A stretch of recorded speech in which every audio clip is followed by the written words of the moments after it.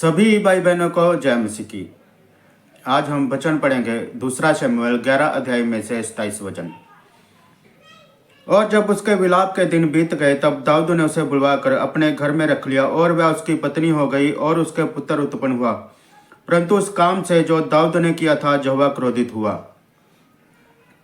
जब दाऊद ने उरिया की पत्नी को नहाते हुए देखा तब उसने उसको अपने महल में बुलवाया और उसके साथ व्यभिचार का पाप किया। जब उरिया की पत्नी ने दाऊद को कहा कि मुझे गर्व है, तब उसने उसके पति उरिया को युद्ध में भिजवा कर मरवा डाला। और बाद में जब उसके विलाप के दिन पूरे हुए तब उसने उसको अपने महल में बुलवाकर अपनी पत्नी बनाकर रख लिया। इस काम से जो दाऊद ने किया था यहोवा अति क्रोधित हुआ।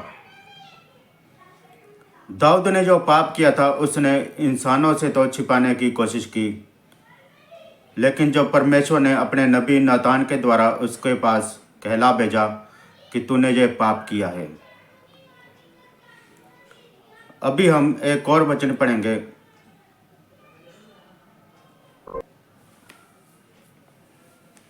यूहन्ना 4 अध्याय में से 16 वचन।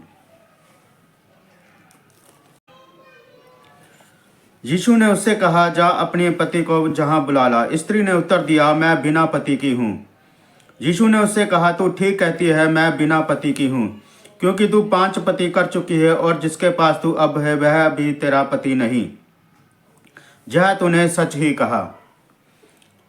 हम इस वचन में भी पढ़ते हैं, जब यीशु मसीह उस सामरी स्त्री के पास गए कि जा अपने पति को बुला ला, तब उस सामरी स्त्री ने कहा, मैं बिना पति के हूँ।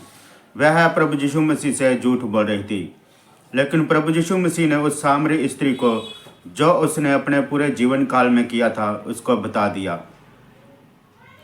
ऐसे ही आज के दौर में जो भी भाई बहन हैं जो अपने आप को मसीह कहलाते हैं, पाप कर कर कर अपना जीवन बिता रहे हैं और सोचते हैं कि कोई हमें देख नहीं रहा, कोई हमें सुन नहीं रहा और ना ही हमारे पापों को कोई जान सकता है।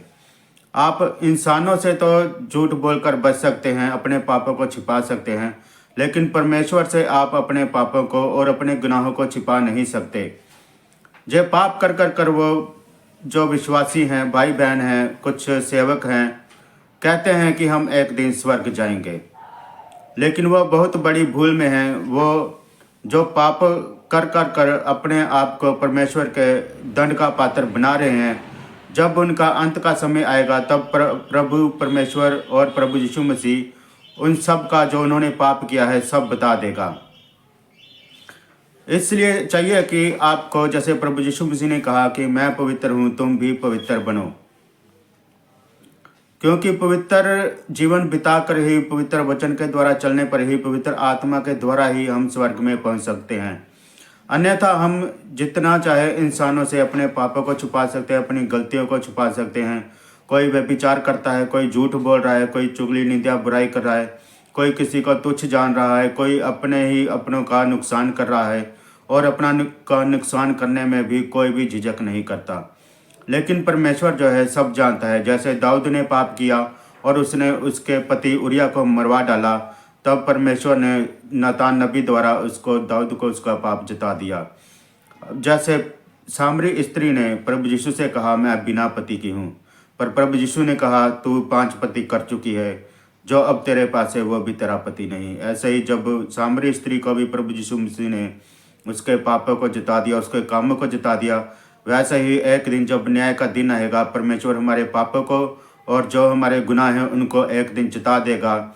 तब हम स्वर्ग में जाने के बजाय नरक में चले जाएंगे, क्योंकि परमेश्वर का जो वचन है वो हमें निष्पाप, निष्कलंक और निस्वार्थ जीवन व्यतीत करने की आज्ञा देता है। हम पाप कर कर के सारी उम्र स्वर्ग नहीं जा सकते। स्वर्ग हम तभी जाएंगे जब हम परमेश्वर के प्रति बिना पाप के जीवन बिताएंगे।